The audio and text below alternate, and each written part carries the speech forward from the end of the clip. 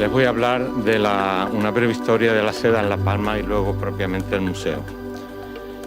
Aunque algunos autores atribuyen la introducción de la industria de la seda en la península ibérica a los godos a mediados del siglo V, adquiere su verdadero desarrollo en el siglo VIII y IX, cuando los pueblos musulmanes invadieron la península ibérica, implantando muy pronto la manufactura de esta materia. Durante la dominación árabe florecieron con especial relevancia Almería, Granada, Málaga, Murcia, Valencia y Toledo, y al final Cataluña. La industria de la seda en España atravesó diferentes periodos de auge, estableciéndose una etapa final en el siglo XIX, aunque perduraron algunos centros aislados, donde se continuaba criando, hilando y tejiendo la seda artesanalmente, como en Murcia, que criaba e hilaba, Valencia y Madrid, que tejía, y El Paso en la isla de La Palma, donde se criaba, hilaba y tejía. Los documentos notariales y los registros sacramentales de los siglos XVI, XVII y XVIII reflejan con asiduidad la presencia de esta actividad en la isla. Así aparecen numerosos titulares de documentos que eran artesanos de la seda o maestros sederos, o también en algunos testamentos se relacionaban bienes entre los que se encontraban los tornos, las redinas, los telares, las calderas y demás artefactos pertenecientes al oficio. El primer documento que hace alusión a la industria de la seda se trata de una real cédula expedida por Carlos I y su madre, la reina Juana, en Toledo, el 22 de noviembre de 1538, que exime a los criadores de gusanos de los pagos de los diezmos a la catedral de la isla de Gran Canaria, que era la única que existía en ese momento. Pero el verdadero auge de la sericicultura canaria duró en números redondos un siglo completo, desde 1680 a 1780, cuando se inicia una decadencia que ninguna medida de fomento y protección pudo ya detener. Bueno, ahí tenemos, sé que hay personas de fuera, donde está la isla, el archipiélago de Canarias, al noroeste de África, y la isla de La Palma, que es una de las más pequeñas. Las estadísticas de Escolar Serrano, por las estadísticas de Escolar Serrano conocemos algunos pormenores de las producciones sederas de La Palma entre 1800 y 1804, donde se enumeran las arrobas que cada pueblo manufacturaba, nombrando El Paso con otros núcleos poblacionales adyacentes, de los que dice que disponían de 236 telares que tejían cintas de toda especie y producían 42 arrobas de seda. La ciudad capital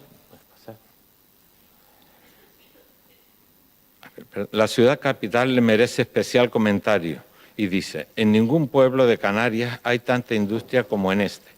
El ramo principal es el de la seda. Todavía se ocupan en él 500 familias y hay corrientes en él 24 telares de tafetanes, anascotillos y rasos y otras telas que tejen de 18 a 20.000 varas y 600 telares de cintería que tejen más de 1 millón de varas de cintas.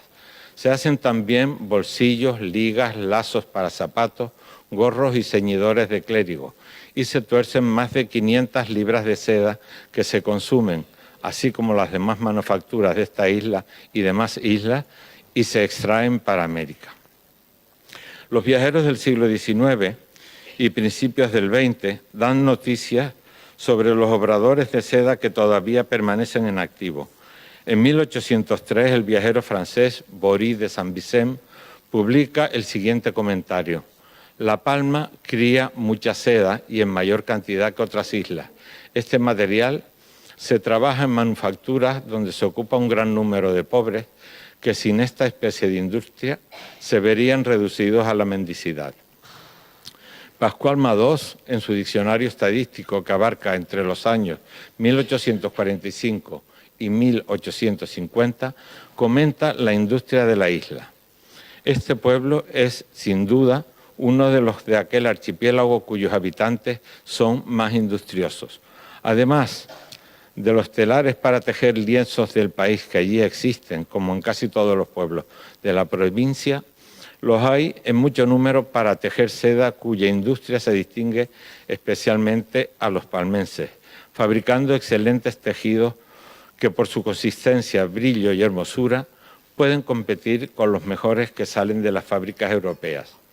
Sin embargo, es muy difícil la competencia y no pueden alternar con él en los mercados, por efecto sin duda de la costosa que es la mano de obra, cuya causa hace que su precio sea sumamente excesivo.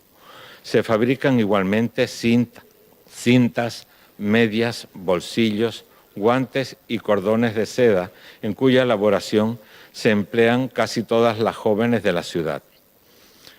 En 1897, la viajera inglesa Olivia Stone publica sus impresiones al observar el obrador en Santa Cruz de la Palma. Dice: saliendo de El Salvador, fuimos a ver el telar de seda más antiguo que quedaba en la isla. La Palma solía ser famosa por su artesanía de seda, pero en la actualidad existen pocos telares, ya que la importación de seda confeccionada a máquina en Europa ha reemplazado la producción de los telares manuales de la isla. En la segunda mitad del siglo XIX continúan las alusiones al obraje de la seda en la capital de la isla, que languidece irremediablemente por sus primitivos métodos de obraje y la competencia con las importaciones de seda foránea, tanto en rama como en géneros de todo tipo. Otro jugoso comentario lo ofrece Charles E. Guardés en 1888, cuando visita la fábrica instalada por aquel tiempo en el antiguo convento de Santo Domingo de la capital. La fábrica se encuentra bajo el control de un experto francés de Lyon y es mucho lo que se espera de ella. Los tintes de anilina no se admiten en el laboratorio, prefiriéndose, y con gran razón, la cochinilla local.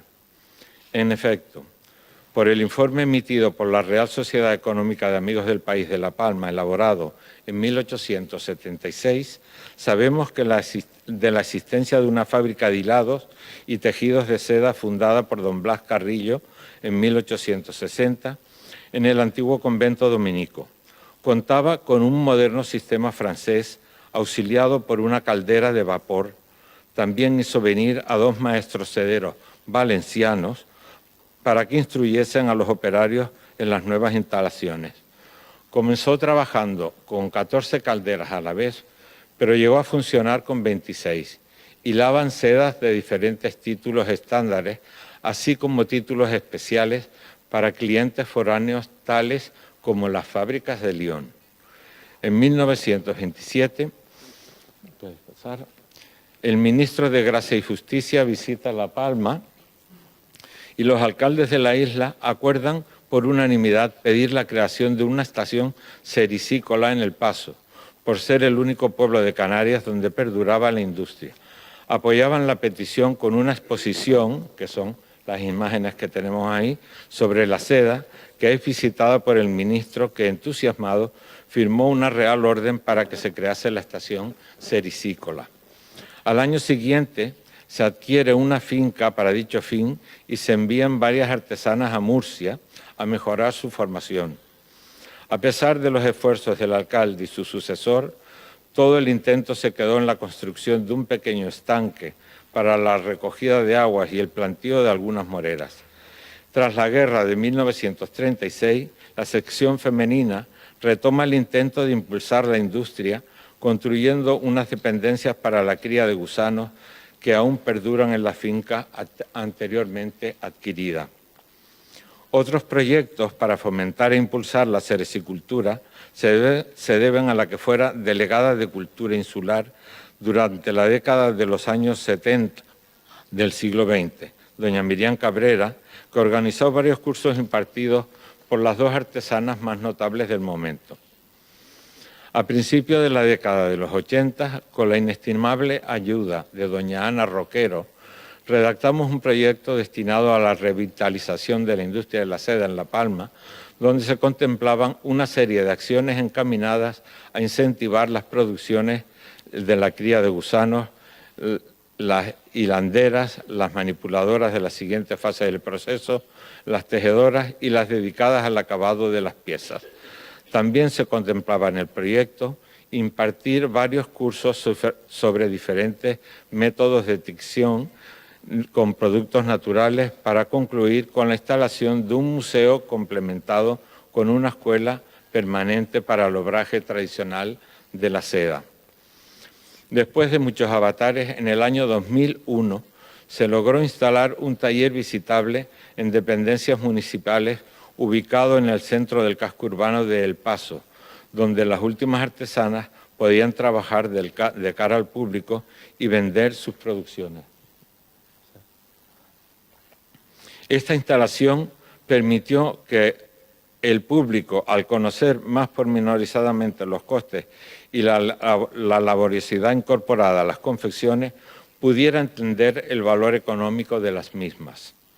La apertura del taller al público tenía como objetivo principal aliviar a las artesanas de las constantes visitas que recibían en sus domicilios, donde tenían sus talleres, y a la vez dar la oportunidad de conocer esta industria artesana a todas aquellas personas que, habiendo oído hablar de ella, se desplazaban al municipio de El Paso en busca de los pocos talleres que perduraban. Pero no siempre logrando su objetivo, pues por múltiples razones obvias las artesanas no estaban siempre en sus domicilios o no facilitaban el acceso a los foráneos, pues les suponía una gran pérdida de tiempo en sus minuciosas labores que tenían que explicar detalladamente. ¿Vas a ver? Tener el taller abierto al público suponía garantizar que los visitantes conocieran la seda palmera, tener una ayuda económica para las artesanas, pues se cobraba una pequeña cantidad por la entrada, y tener una guía que dominaba varios idiomas que atendía las visitas mientras las artesanas tan solo se ocupaban de su trabajo.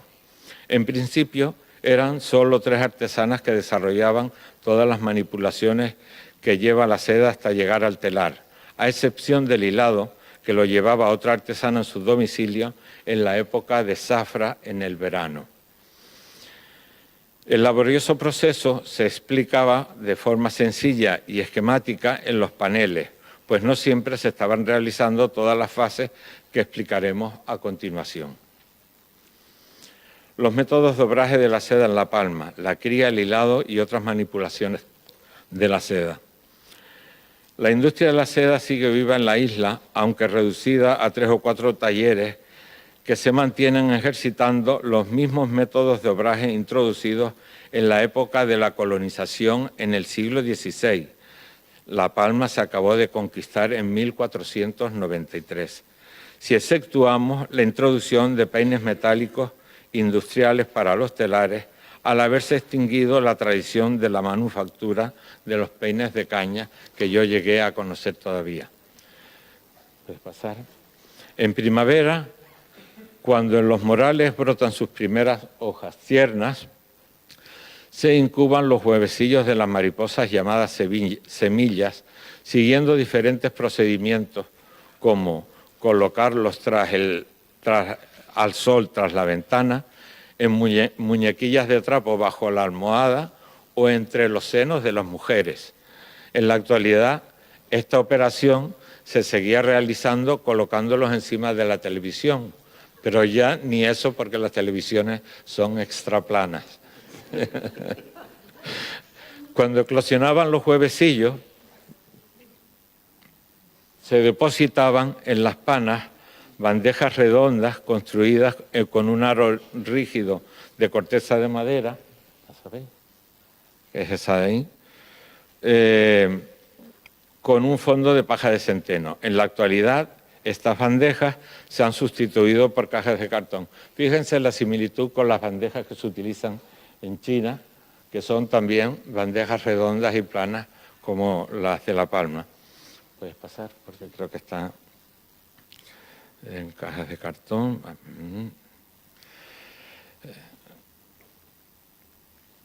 Las panas con los pequeños gusanos se colocaban en los andamios de madera construidos para tal fin, alimentándolos y retirando los restos de comida y excrementos durante los 45 días que dura su vida, desde que nacen hasta que forman el capullo. En el transcurso de su vida como gusano efectúa 4 mudas o cambios de piel. Después de la cuarta se dispone el aire del capullo, para lo cual hay que colocar ramas secas de tomillo, brezo u hojas de lecho por las que sube en busca del lugar adecuado para fabricarlo. Una vez que los gusanos han terminado los capullos, se procede a recolectarlos y ahogarlos, matar la crisálida, de diversas maneras, mediante la exposición continuada al sol, con vapor de agua o extendiéndolos sobre la arena negra caliente de las playas de La Palma. Esta operación es innecesaria en caso de que los capullos se vayan a hilar a los pocos días de su recolección. El hilado de los capullos.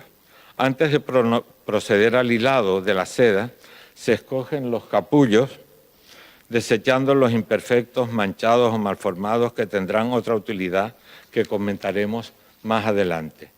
El torno de hilar la seda se compone de las siguientes partes: el armazón o base, las aspas constituidas por un eje central de donde salen 4 brazos en cruz y el manubrio para accionarlo, los carretes o carretillas colocados en la parte superior del torno por donde pasan las hebras antes de ir a las aspas, el morterillo que imprime un movimiento de vaivén a la caña donde está la guía de la seda, el horno construido con ladrillos o piedras para colocar la caldera y hacer el fuego, y la caldera de cobre con asas de hierro, así como otros útiles complementarios como el colador para retirar las crisálidas de la caldera y la escobilla de brezo para enganchar las hebras. Los capullos aptos, en número variable según el grueso de la seda que se desee, se meten en la caldera con agua a punto de ebullición. Pronto se empiezan a desovillar, apareciendo las puntas sueltas en el agua, momento en que la sacadora de la seda las engancha con la escobilla. En contacto con el aire, se secan formando un solo hilo que se enhebra por varias guías hasta llegar al torno donde se forma la madeja. Para esta operación se necesitan 3 personas: la hilandera, la que acciona el torno y la que se encarga de enhebrar la hebra cada vez que ésta se parte.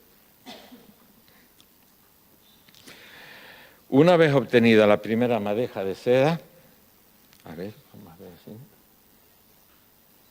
puedes pasar. Ahí está. Puedes pasar, sí.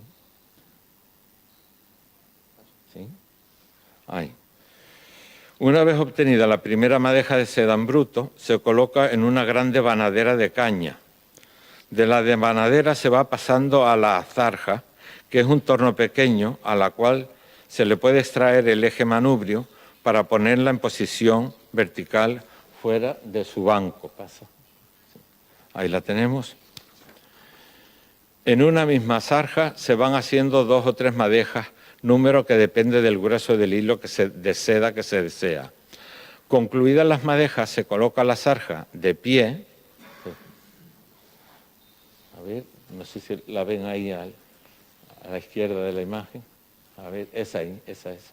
¿Sí?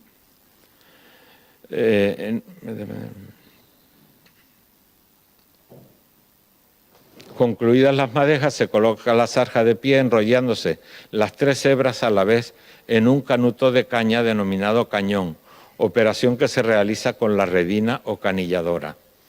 A continuación, se introduce el cañón en un uso especial para tomar las 3 hebras juntas, pasarlas por 2 ganchos colocados en el techo y amarrarlas a otro cañón vacío. Este, a su vez, también está colocado en otro uso. Así comienza el torcido, imprimiendo un gran impulso giratorio con las manos. Los usos giran muy deprisa, torciendo la seda que va de un cañón a otro. Una vez que tiene la torsión deseada, se enrolla en el cañón vacío, a la vez que el nuevo tramo a torcer se desenrolla del lleno.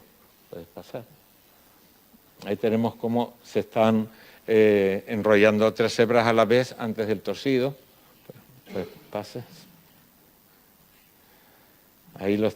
Ahí vemos la zarja de pie con las 3 madejas, y allí también, cómo se va enrollando en el cañón. Y ahora, pasa por favor.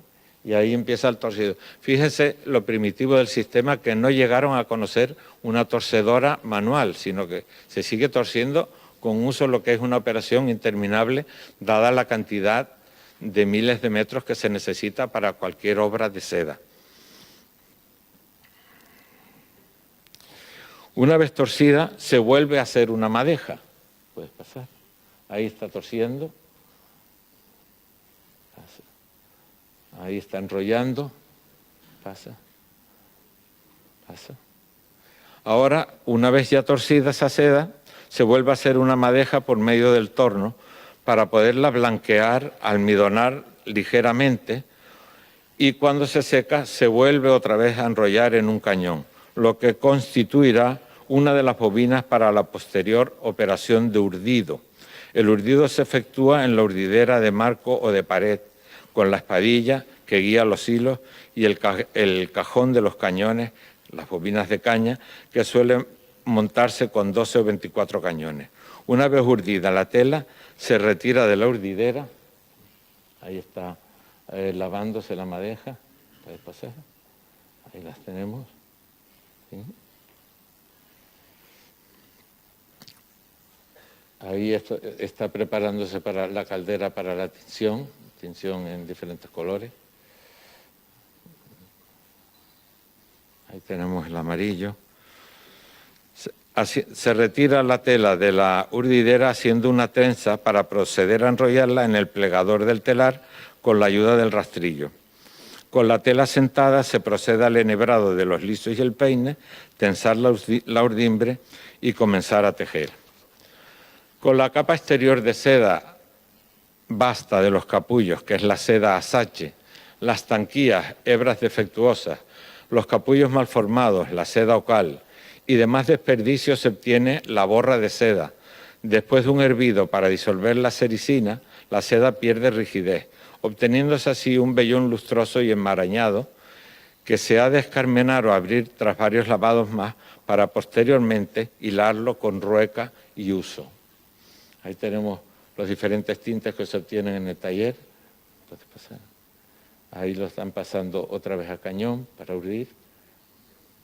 Y ahí está urdiendo en la pared con la urdidera de marco. ¿Puedes pasar? Y ahí se procede al enhebrado de los lisos del telar. Una vez hilada, se pasa a madeja, que se vuelve a lavar. A ver, ¿puedes pasar? Ahí está el taller ya con la seda. Y ahí son los desperdicios de la seda, ¿sí? Y ahí está hilando ya con la rueca y el uso. Una vez hilada, se pasa a madeja, que se vuelve a lavar, a torcer o a 2 cabos, y se emplea como trama para tejer colchas con urdimbre de lino, obteniéndose piezas de una gran belleza. Los métodos hasta ahora descritos son los que han pervivido en el ámbito rural, pues como dijimos más arriba, hubo algunos intentos fabriles que montaron sus obradores en la capital de la isla, donde se emplearon ciertas mejoras que aligeraban los laboriosos procesos relatados. En dependencias municipales, en el antiguo convento de San Francisco de Santa Cruz de la Palma, se conserva una máquina torcedora de madera de pino canario capaz de mover 30 usos de cristal a la vez, que se accionaba manualmente. Desconocemos si se trata de un ingenio local o una réplica de un invento foráneo. El fatigoso proceso de manipulación de la seda, que en reglas generales siguió los cauces tradicionales, llegó hasta nuestros días en todas sus fases sin ningún tipo de evolución o modernización, pudiéndose afirmar que esta industria reliquia sigue los mismos métodos empleados por los musulmanes que invadieron la península ibérica en el siglo VIII. Don Manuel Garzón Pareja, en su libro La industria de la seda en España, el arte de la seda en Granada, describe un torno de seda de los utilizados en la península en aquellos tiempos, y por un momento podríamos pensar que describe los de La Palma, si no fuera por algunos materiales ajenos a la isla. Dice así: comenzaba por construir con adobes y barro el horno, sobre el cual colocaba una caldera especial de cobre ancha y con poco fondo denominada perola. Con palos de morera, troncos de girasol, cañas y cuerdas de esparto, formaba el tinglado del torno. Sigue. Las partes esenciales del torno indicado según el mismo estudio eran la perola, las aspas, los carretes o el garruchal, el morterillo, que imprime en la guía el movimiento de vaivén para conducir la hebra de la seda a formar la madeja, y la aguja que elevada en la guía dejaba pasar la hebra que sale de los capullos y va a las aspas a formar la madeja. La industria de la seda tuvo un rápido desarrollo en Italia, donde a finales del siglo XVI y principios del XVII se practicaban sistemas de torcidos de la seda mediante rudimentarias máquinas. En 1607 se publica en Padua un libro donde se difundían los secretos de estas máquinas torcedoras, lo que contribuyó a su rápida difusión en Francia y más tarde en Inglaterra, donde el sistema fue perfeccionado y patentado en el siglo XVIII por los hermanos John y Thomas Seim, que habían conocido los métodos empleados en el Piamonte italiano. A los primeros logros le siguieron una larga sucesión de inventos y perfeccionamientos que concluyeron en la industrialización. Este primitivo método de obraje de seda y estas razones expuestas, además de la toma de conciencia por parte de las entidades oficiales de que nos encontrábamos ante una industria fósil en fase terminal, si no se incentivaba de alguna manera, propiciaron la inauguración del museo en el año 2011, idea que se venía gestando desde la década de los años 80 del siglo pasado. Fue financiado por el Ayuntamiento del Paso, el Cabildo de La Palma y el Gobierno de Canarias. El proyecto museográfico le fue encargado a don José Domingo Rodríguez Pérez, historiador y diplomado en museología. La implantación museográfica se le encargó a don Óscar Benítez Cruz y el guión, selección y adquisición de las piezas me fue encargado por el Ayuntamiento del Paso, que a pesar de los cambios de orientación política que acaecieron durante los casi 30 años que transcurrieron desde que se gestó la idea hasta que se abrió al público, mantuvieron viva la iniciativa. El Museo de la Seda y sus contenidos. Cuando abordamos el proyecto de redactar el guión del museo, nos debatimos entre varias opciones que en principio nos parecían coherentes. La primera fue la más fácil, que era la de abordar el guión partiendo de la llegada de la seda a La Palma y su desarrollo a través de su historia desde el Renacimiento hasta nuestros días. La segunda partía de la introducción de la seda en España con la invasión de los pueblos del norte de África. Y por último, la tercera y más ambiciosa pretendía relatar la historia de la seda desde sus orígenes en China hasta la llegada a La Palma y su posterior desarrollo, que fue por la que optamos, dado que nos parecía incuestionable relatar la mítica historia de esta fibra textil que tantos ríos de tinta ha generado en todos los países que la han conocido. La sala de exposición permanente. Necesito un poco de agua, de verdad, tengo la boca.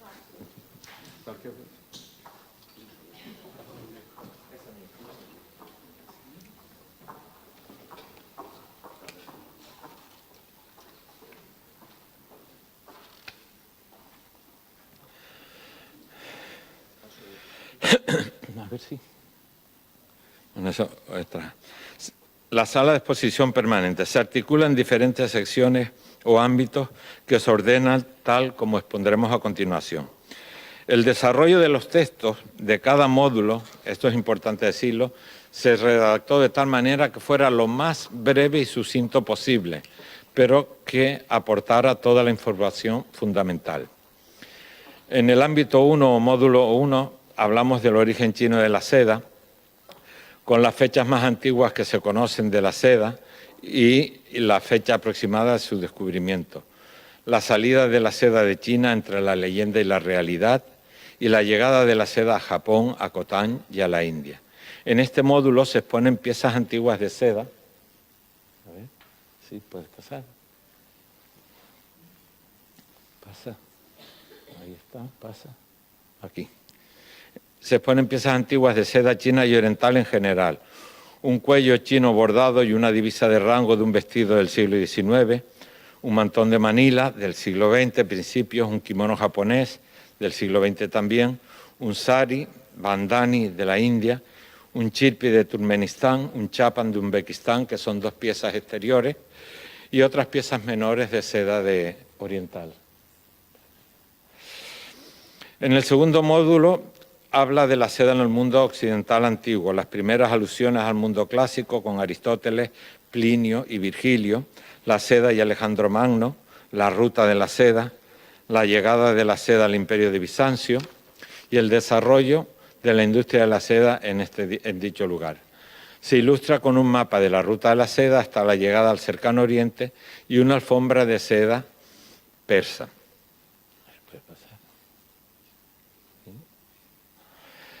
Módulo 3. La propagación de la sericicultura en los estados modernos. La ruta de la seda a lo largo del mar Mediterráneo, de Bizancio a Siria y Alejandría. La seda en Sicilia, Marco Polo en la sericicultura, la seda en Italia, en Francia y en Inglaterra.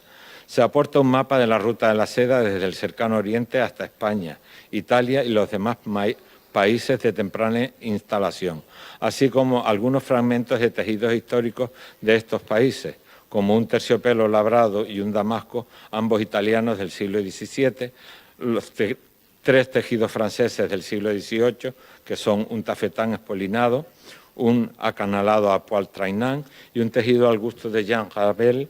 Por último, un fragmento tejido inglés bordado del siglo XVI. Ahí vemos un poco el aspecto general de los paneles en las paredes, el mapa y los fragmentos en las vitrinas. El cuarto módulo es la llegada de la seda a España y los primeros centros, las referencias históricas más antiguas, los centros manufactureros más importantes de la España musulmana, en las diferentes épocas históricas de su permanencia en la península ibérica, la conquista de Granada y sus consecuencias para la industria de la seda en España, la seda en España a partir del Renacimiento. Ahí está.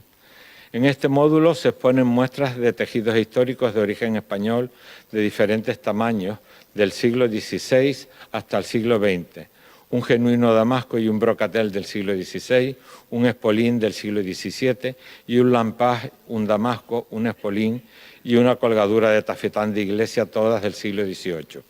También figuran 3 lanzaderas espolines, cintas labradas del siglo XVIII, así como piezas del ajuar personal. Ese es el tejido inglés bordado. También figuran 3 espolines y piezas del ajuar personal como pañuelos de mano y de cabeza, medias bordadas y un vestido completo del siglo XIX de damasco negro. Ahí están. El módulo quinto habla de la industria de la seda en Canarias, las primeras alusiones históricas, el desarrollo de la sericicultura en cada una de las islas, exceptuando la isla de La Palma, que merece un tratamiento aparte, el periodo de máximo auge, los centros manufactureros más importantes de cada isla y la decadencia de la industria sérica y su desaparición en todas las islas. En el módulo 6 hablamos de la sericicultura en La Palma, las primeras noticias de la seda en esta isla, el número de telares y sus producciones, los géneros producidos en las diferentes épocas históricas, la época de máximo auge y la decadencia. La seda palmera en el siglo XIX y XX. Las piezas que acompañan este módulo son textiles antiguos. Bueno, eso es un muestrario interesantísimo de sedas, de cintería, de sedas del siglo XVIII que se conserva en la Real Sociedad Económica de Amigos del País, que organizaba diferentes concursos, y estas son las muestras que presentaban los artesanos. Realmente es una pieza extraordinaria que no las he visto en ningún otro sitio. Acompañan este módulo antiguos de géneros de seda elaborados en la isla, como prendas de ajuar personal y doméstico, fajines, cintas, pañuelos, cortinas, colchas de tachones, una tabaquera del siglo XVIII, una opa de Hermano del Santísimo del XIX y piezas de indumentaria tradicional. También se aportan algunas piezas complementarias del telar, como lanzaderas, temples, peines de caña, especiales por su rareza, manufactura y materiales. Ahí tenemos. Ahí se ve un poco las piezas indumentarias, sí, puedes pasar. Que la luz tanta luz es mala para la imagen. Pasas. Esa es la tabaquera del siglo XVIII y un pañuelo de factura actual, pañuelo de nariz.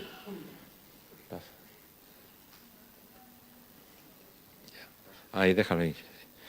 Y la seda palmera en la actualidad, el módulo 7, las producciones actuales y sus características y las piezas terminadas tradicionales y las nuevas aportaciones. Este módulo se complementa con piezas del siglo XX y XXI elaboradas en la isla.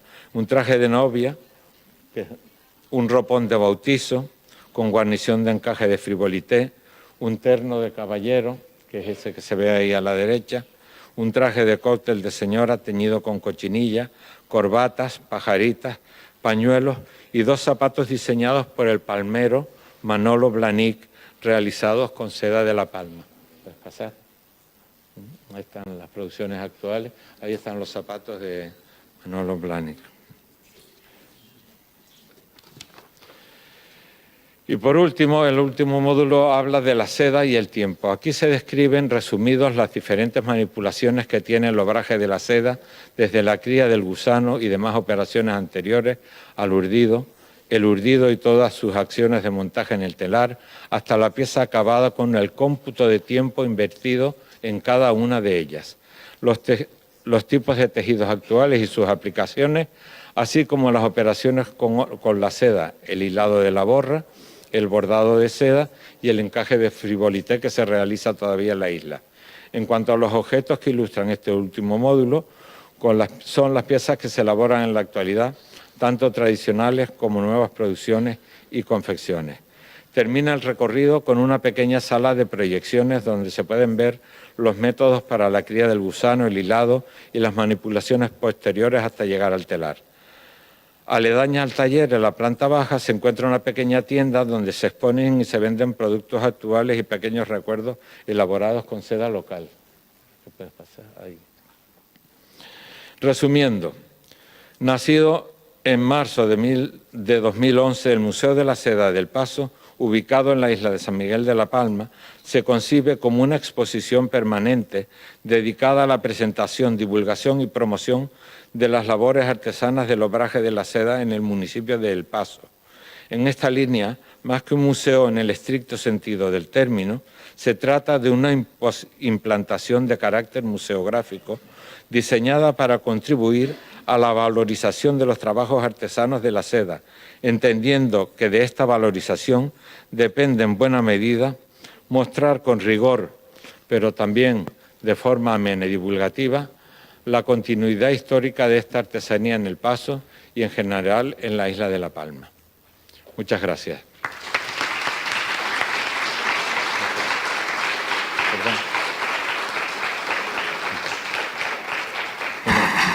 Quería agradecer, antes de terminar, por supuesto, al comité organizativo. No soy capaz de enumerar a todas las personas, de nombrar a todas las personas, por habernos invitado a participar en este interesantísimo encuentro de museos de la seda, y donde yo creo que el Benjamín, yo me creí que era el último que se había inaugurado, pero veo que el de Valencia realmente es más joven que el nuestro.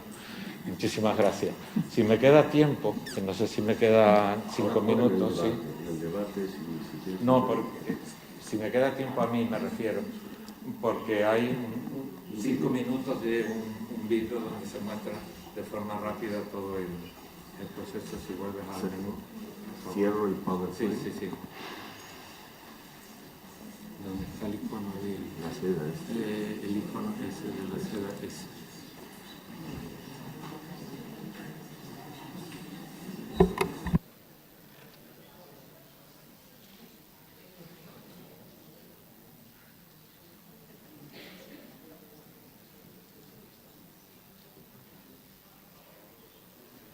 Cierra el otro, sí.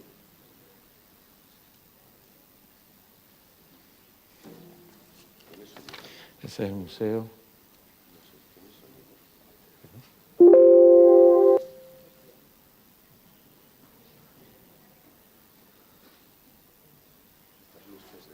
Sí, es que esas luces se pueden apagar. Aquí se podrían apagar.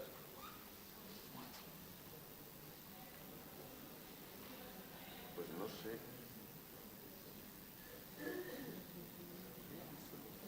Ya hay enchufados los auriculares. No hay sonido tampoco allá. No, no hay sonido, no hay sonido. Pensaba Se supone que lo tenía yo que ir explicando. Bueno, pues ahí estamos viendo la recolección de los capullos y ahí comienza el hilado, que fíjense lo primitivo que es, que la guía de por donde sale la seda es el cabo de una sartén. El cabo, de verdad, ahí echan, no se ve bien, que no, se apaga.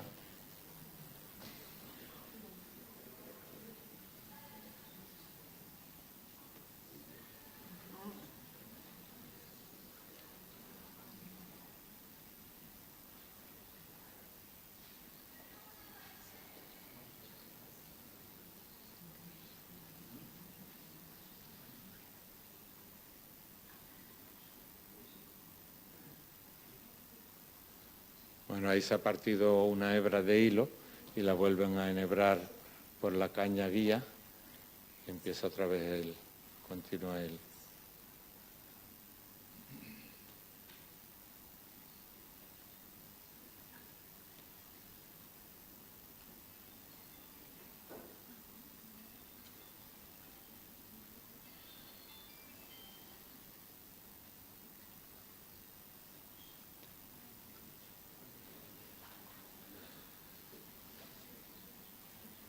Ahora ya ahí están amarrando para sacar la madeja del torno.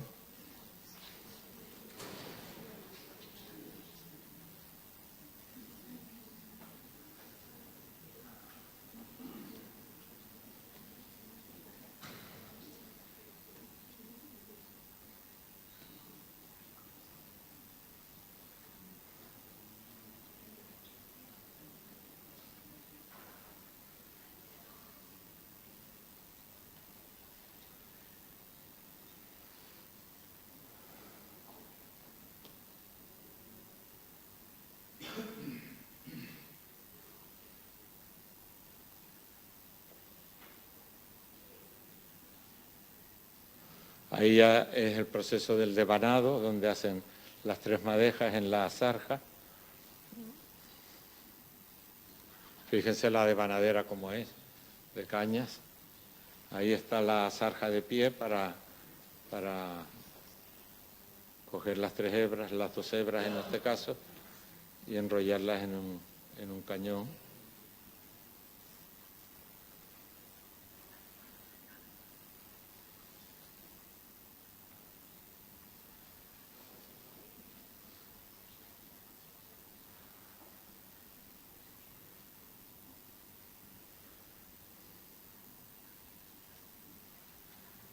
Ese es el proceso del torcido, que yo no sé si lo entienden bien, que es enganchan en el techo con una caña y ahora ya están enrollando la parte torcida y ahí le están dando ya el movimiento para que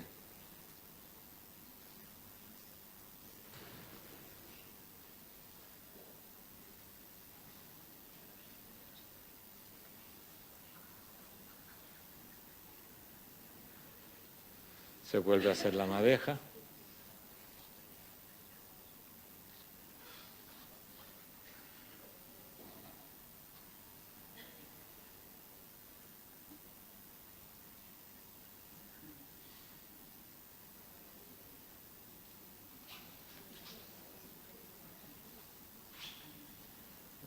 Ahora se amarran para lavarlas y quitarle la sericina y teñirlas. Ese es el jabón que se utiliza para lavar las madejas.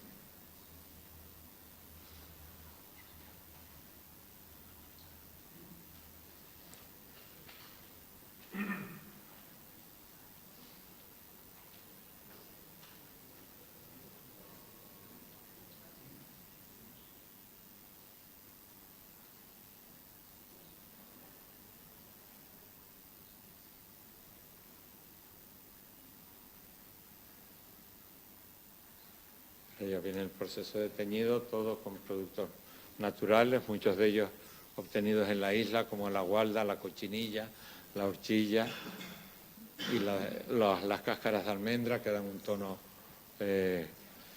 marrón claro. Ahí está preparando un tinte con cochinilla local.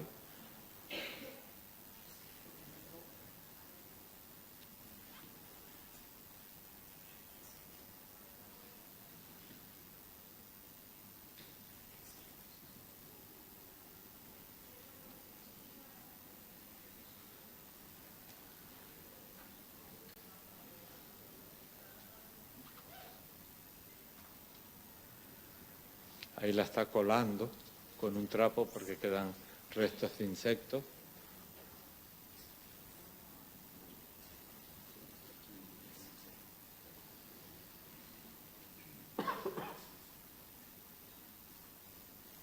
Y ahí ya empieza el proceso de tinción.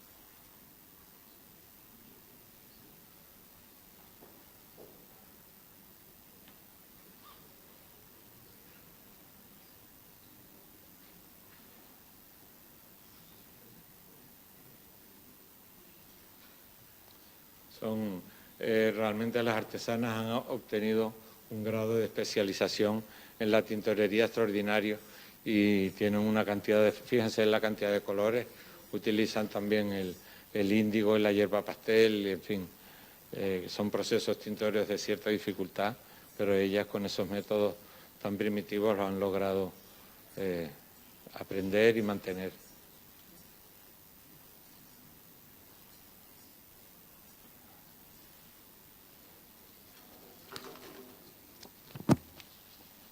Yo creo que ya está así.